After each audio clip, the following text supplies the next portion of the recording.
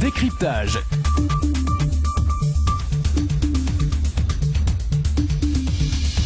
7h16, l'invité de décryptage aujourd'hui interviewé par Karl Sivat, Philippe Pierre-Charles, porte-parole en Martinique du candidat du nouveau parti anticapitaliste, le NPA, Philippe Poutou. Bonjour messieurs. Bonjour Philippe Pierre-Charles. Bonjour. Alors Alexandra le disait, vous êtes le porte-parole de Philippe Poutou, le candidat du NPA. Ça y est, votre parti et son candidat ont réussi, on va dire, le premier test pour cette présidentielle, puisque les parrainages sont acquis et devraient être remis demain, selon Philippe Poutou, au Conseil constitutionnel. Est-ce que c'est déjà une première bataille de gagner? Oui, alors permettez une première rectificatif. Je ne suis pas le NPA, je ne suis pas membre du NPA, le GRS n'est pas le NPA. Bon, il y a simplement une solidarité dont nous allons expliquer, si vous voulez bien, les raisons avec le NPA et donc avec Philippe Poutou dans cette campagne. Bien, je pense que effectivement pour les camarades, c'est une étape qui est franchie puisque c'est une bataille imposée par les conditions antidémocratiques qui existent pour ces élections présidentielles françaises. Je tiens d'ores et déjà à remercier les quelques élus de Martinique qui ont donné leur signature. Ça ne veut pas dire qu'ils sont pour le NPA, ça veut dire qu'ils sont pour la démocratie et je crois que ce geste les honore et je les remercie très simplement. Cela veut dire qu'il y a eu, selon vous, des pressions exercées sur des élus pour concentrer les parrainages et les signatures? Le simple fait de ces signatures et de leur publication constitue une pression. Il y a d'autres moyens, beaucoup de gens l'ont déjà expliqué. Il est parfaitement possible, si on veut vérifier l'existence ou la représentation d'un parti, de faire que des gens, des personnes, les citoyens, des citoyennes signent pour que on puisse prouver que telle ou telle organisation peut légitimement prétendre représenter la population dans les élections. Et donc sortir de ce système absolument loufoque aujourd'hui d'élus comme moyen de justifier la légitimité des gens. Alors vous le disiez, par solidarité, donc le GRS va mener campagne et va soutenir ici à Martinique le candidat du NPA, Philippe Poutou. Si on devait citer les principaux points du programme développé par le NPA, vous citeriez quoi en priorité? Je dirais une nouvelle répartition des richesses. En s'attaquant aux profiteurs en France, c'est en permettant que la population, que les travailleurs, que la classe ouvrière puisse progresser de manière significative en se préparant à des transformations de la société. Alors Philippe Poutou ici souligne que la TVA notamment est l'impôt le plus injuste qu'il soit et qu'il faudrait revoir la politique fiscale en France. Alors, possible, pas possible ou... C'est tout à fait une évidence, parce que la TVA, on le sait, frappe tout le monde de manière indifférenciée, tous les consommateurs, et on sait bien que ça veut dire que pour ceux qui ont des revenus faibles, ça compte beaucoup plus que pour ceux qui ont des revenus élevés ou des profits élevés. Pour eux, ça n'est strictement rien, une TVA, tandis que pour des gens qui passent l'essentiel de leur budget à acheter ce qu'ils ont besoin pour vivre, c'est quelque chose d'extrêmement dur. Par contre, sur la question des impôts, c'est autre chose, puisque les impôts peuvent être proportionnels aux revenus. C'est en ce sens d'ailleurs que cette institution des impôts a été créée en France contre les profiteurs de l'époque. Aujourd'hui, il s'agit de faire en sorte que cet impôt soit effectivement plus proportionnel qu'il l'est aujourd'hui, de manière à ce que ceux qui ont les moyens payent et pas ceux qui ne les ont pas. Quel rôle peuvent jouer les travailleurs justement sur cette demande, cette insistance pour une révision de la politique fiscale en France? Je crois que les travailleurs, c'est la force qui peut jouer un rôle, et je n'en vois pas d'autres.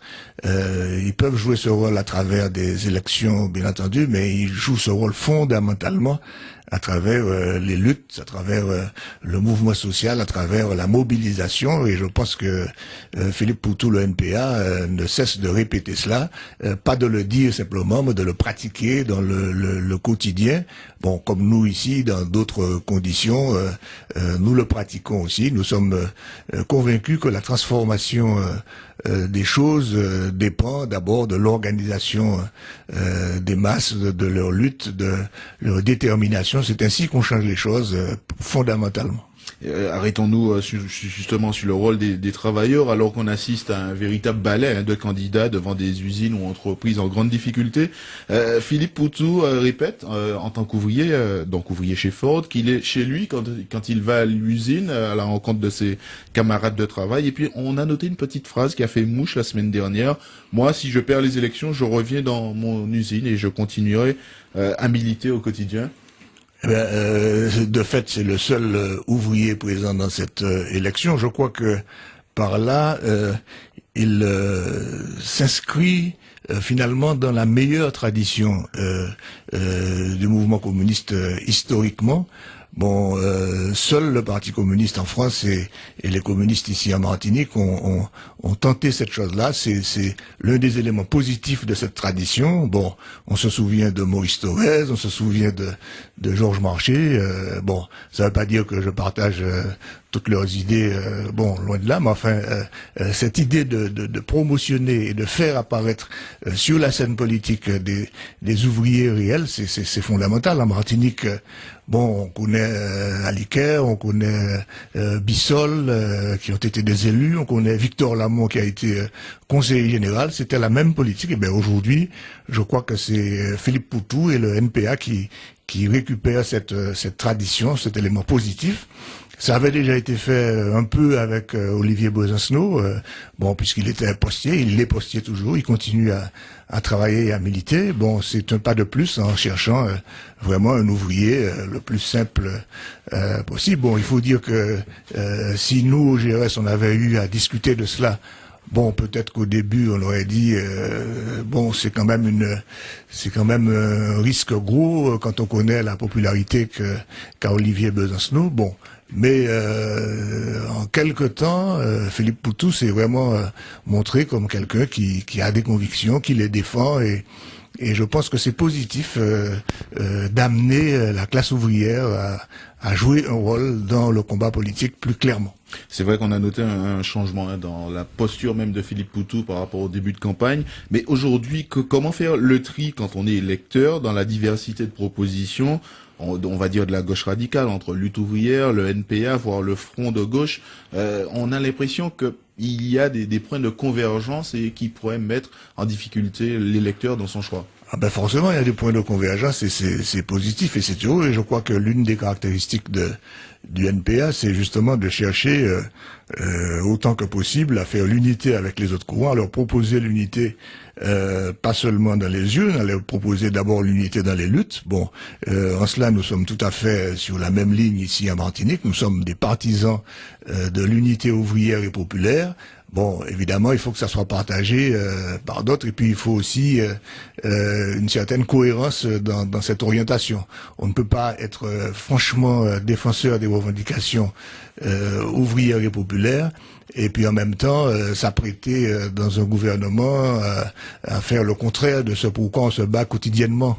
Bon, bon, je vais pas faire de la polémique avec les camarades de lutte ouvrière, mais enfin, c'est pas très cohérent d'être très très critique à l'égard du PS dans ces élections présidentielles et puis en même temps de voter avec eux tous les budgets au niveau des municipalités où ils ont fait alliance et où finalement ils appliquent la politique. Bon, enfin, ce sont des divergences qui ne devraient pas empêcher des actions communes et je pense que Philippe Poutou, Olivier Besancenot, le NPA sont sur cette orientation. Justement, le NPA en Outre-mer, quel type de proposition pour l'Outre-mer et comment convaincre l'électorat martiniquais d'adhérer, de suivre le programme proposé donc par Poutou et le NPA? Eh ben, je dirais que pour nous, c'est ça qui est le fondamental finalement. Hein. Bon, d'abord, Poutou dit très clairement autodétermination des peuples des dernières colonies. Je crois que ça c'est fondamental.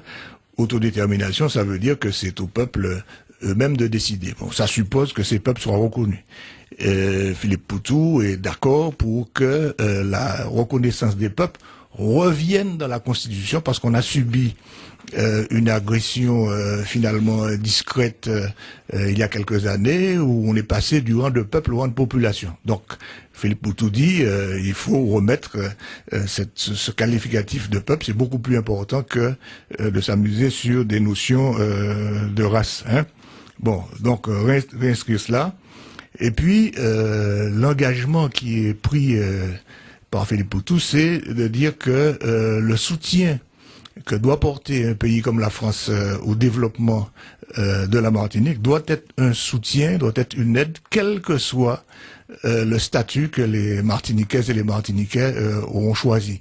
Il n'y a pas lieu de faire de chantage, de dire que si vous voulez telle aide, non. Si on est solidaire, si on est internationaliste, ça veut dire que, eh bien, l'aide, on la donne, quels que soient les choix de statut qui sont faits de façon évidemment négociée. De ce point de vue, il soutient aussi notre réclamation d'une assemblée constituante comme seul moyen de discuter et de définir les institutions qu'il nous faut dans ce pays. Je note qu'en Guadeloupe, d'ailleurs, plusieurs mouvements se sont mis ensemble pour cette idée d'assemblée constituante. Elle est absolument nécessaire ici et on a le soutien de Philippe Poutou là-dessus. Ça, c'est quelques points. En 2 mots, Philippe Pierre-Charles, la campagne en Martinique, quel type de campagne ici? Bon, c'est vrai que nous n'allons pas cesser nos activités politiques, militantes, sociales pour nous rouiller dans un électoralisme forcené. Bon, nous allons saisir toutes les tribunes qui nous seront offertes, nous allons expliquer aux travailleurs, nous allons sortir des positions plus détaillées que cela dans la population. C'est comme ça que nous ferons campagne. Merci beaucoup Philippe Pierre-Charles d'avoir répondu à nos questions. On rappelle que vous êtes le porte-parole donc de Philippe Poutou pour cette campagne en Martinique.